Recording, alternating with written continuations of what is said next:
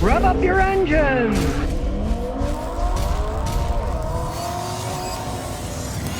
Well, Stellantis is still making mistakes. Now they're saying that Jeep is going to build their new Compasses in Italy, even though we have tariffs. So they're going to be building these, in quote, Jeep Compasses in Italy. Well, if you know anything about the history of that, for a while Jeep sold what they called the Jeep Renegade. And you saw those stupid commercials on TV. Renegade, Renegade, that Renegade song that some pop group did, music to be wasted on advertisements. Now they deliberately make them for advertisements because everyone's greedy. But be that as it may, doesn't matter about Trump and his tariffs. They're going to build them in Italy anyways. And those previous Renegades, hey, they were a massive failure. They don't sell them in the United States anymore. Those are just rebadged four-wheel drive Fiats. And you ask anybody who's owned one of those things over any length of time with mileage piling up, they were rolling piles of junk. Well, now they're going to be making the Jeep Compasses there. And I predict, here's Scotty's prediction, let's see if it comes true, the Jeep Compasses made in Italy will also be rolling piles of junk, as most things that are made in Italy are rolling piles of junk as they age. They do not make quality stuff. For example, other Jeep products, they're using Italian-made diesel engines in some of them. Right? Guess what? Well, they've been through 3 generations. The first 2 were failures. The third isn't that much better. They don't have quality there. So I think they're making a big mistake building these Jeeps in Italy because I'll tell you, the Americans probably will not accept it. Now, maybe they can fool the Europeans into buying them. Who knows? They don't put that many miles on in Europe. It's a smaller place, too. So they might be happy. Like some of my customers say, Scotty, I don't know what you're talking about. I had a Chrysler. Look, it's 3 years old. I've had no problems. So I'll say, how many miles you got? I'll say, well, I've got 15,000 miles. I said, well, it better not fall apart at 15,000 miles. If you don't drive that many miles, hey, yeah, they might last for years. But if you put a lot of miles like we do in the United States, hey, it's been proven that especially those Jeep Renegades, they did not hold up. And I predict these Compasses won't either. Well, interesting enough, the Yale School of Management is saying that Tesla's reputation is in rapid decline. Finally, people are realizing, at least from a business standpoint, that Tesla is kind of an absurd situation where a company had this insane high valuation because, they all thought electric cars are going to be it. They're going to solve the world's problems, end world hunger, you name it, right? And now they're finding out that a lot of it was just smoke and mirrors. For instance, a lot of their profit came from selling carbon credits, a total bogus situation, right? A lot of their money came from Tesla investing in Bitcoin, which went really high. And since Tesla owned the Bitcoin, the value of the company went up, right? The value of the company isn't always just what they make. And in this case, you might say it's in spite of what they made. And now that the sales are starting to drop like a stone of the Teslas worldwide, China, Europe, the United States, well, guess what? Now people are saying, well, that reputation of Tesla, it's starting to go down. Now, let's just look at reputation, right? Reputation is an idea that's in people's heads. So originally the idea in their head was, these electric cars are going to save the planet. They're the first big electric car company. Everybody's going to go out and buy them. Well, guess what? Everybody isn't going out and buying them. And now even less people are because they're finding out the quality isn't that great. The insurance costs more. The tires cost more. And it takes a lot of time to charge these things up, irregardless of what they say. You can charge in blah, blah, blah, blah. And it's all lies.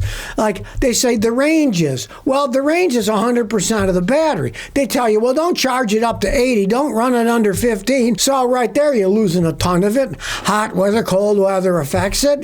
So, hey, it's a good thing that people are now finally wising up. Even the guys at Yale saying, well, Tesla, maybe not such a great company to invest in. Well, Honda's trying to ramp up their EV production. They now claim they have a 400-mile EV with 470 horsepower. Two main things. One, you can't buy it in the United States. They're selling them in China. And two, it's not really a Honda. Just like the Honda Prologue is not a Honda. It's just a rebadged GM Equinox electric vehicle. And in this case, it's called a Dongfeng Honda S7 because Dongfeng is a Chinese automaker who are the people who are making this electric vehicle. Honda's putting their name out for rebadging stuff with electric. Now, I do have to say, maybe not a bad move for Honda because if it fails, it's not that big of a deal on Honda. They're not even making the things. They didn't make the Prologues. They're made by GM. They're not making these. They're made by the Dongfeng company in China. So maybe Honda's making a smart move. We'll appease the tree huggers with electric cars. We're not going to actually make them. We'll get them from GM or we'll get them from Dongfeng, right? Now, it's a cool-looking vehicle, and for what it is, it's $36,000. Mind you, that's buying it in China where they build them, right? It's a swanky one. It's not one of these Chinese $10,000 one with just bare-bones wheels, motor, to battery, which actually might not be that bad of an idea for run-around electric cars, but this is a full-fledged car with all the fancy gadgets on it, right? But, again, Honda isn't really making them. It's a Dongfeng. It's a Chinese company. Maybe Honda's smart. Why should they put a whole bunch of money into electric vehicles, just like Toyota? They haven't put a whole bunch of money into battery electric vehicles either. Keep making what you're making money with, and if times change, hey, then flow with the changes because as we all know, as technology evolves, it gets cheaper and better generally, but it might take a long time. So as it's taking a long time, take my advice. Take a long time before you buy a battery electric car, and maybe by the time you buy it, years and years from now, they'll work a lot better. Well, it sure looks like Toyota's making a smart move. The Toyota GR86, it was the Toyota-Subaru conglomeration. They had those Subaru boxer engines, which aren't the greatest engines, but now with the upcoming Toyota-Mazda collaboration on the GR86, it looks like it's going to have a nice combination of Toyota and Mazda parts, and it's going to have a Toyota engine. That four-cylinder one that they've been working on, they get up to 500 horsepower out of that thing if they soup them up, right? And it also looks like it's going to be what most people want in a sports car. The engine's in the front and the drive wheels are in the back. So it's a classic roadster. People that want to buy a car like that, they like the idea of a roadster, how it drives, how it handles. And instead of being that kind of turdish Subaru motored version, it is going to have an actual Toyota motor. And I think that's a smart move on Toyota's behalf. Toyota-Mazda are sharing a lot of stuff. They have a factory, I believe, in Alabama where they're building Mazdas and Toyotas on the same assembly line. Half of them are Mazdas, half are Toyotas. So they're sharing a lot of technology. And I think that's a smart move for Toyota to get rid of the Subaru engines. Not the greatest engines in the world. They're an antique design. It's time to pass them by. Well, if you follow the motorcycle world, you realize that Harley-Davidson is in deep doo-doo, right? The company, they pulled all kinds of scams in the past where they're buying back their own stock to make it look artificially better than it is, the old stock buyback. They've been doing that for ages, right? Well, now, what do they think's going to save them? Well, they're calling it the Screaming Eagle 131, a V-twin monster engine that powers their $110,000 motorcycle. Now, talk about getting away from your Harley-Davidson fan base, right? When I was a kid, you could buy a brand new Harley-Davidson for $500. Now, they're selling $110,000 ones, right? Well, let me tell you something. They're not going to sell that many of them. Now, it's called the CVO Road Glide RR. What a stupid name. It is a custom vehicle operation build, just like somebody gets them and they have with the Mustangs and they soup them up to have 2,000 horsepower. And if you don't follow the lingo, CVO is custom vehicle operations, so these are custom-made ones. But who's going to spend $110,000 for a Harley-Davidson? Now, they brag that it offers a never-before-offered 153 horsepower. Yeah, that's a lot of horsepower for Harley-Davidson. There are motorcycles out there that you can buy that have 253 horsepower on them,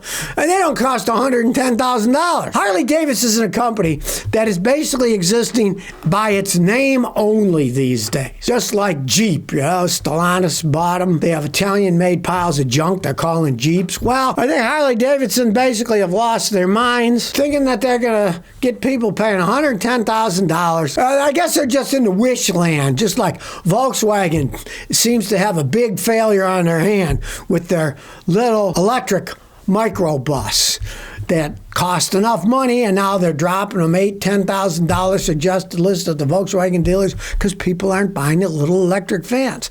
At the cost, at the small range that they have, they're proving to be an immense failure right out of the gate, which is a bizarre one because, I mean, look at the Cybertruck. Out of the gate, those things are going for $50,000, $80,000 more than retail. Volkswagen, they're just out of the gate in the United States with those little electric mini buses that they have. Hey, they're already discounting them $8,000, $9,000, $10,000 because they can't get rid of the things. Well, I don't think Harley-Davidson's going to have too much luck selling their $110,000. It's never hit 151 horsepower. It's like, yeah, well, everybody's passed you by. There are 300 horsepower motorcycles out there now, and they're nowhere near as pricey as yours are. So if you never want to miss another one of my new car repair videos, remember to ring that bell.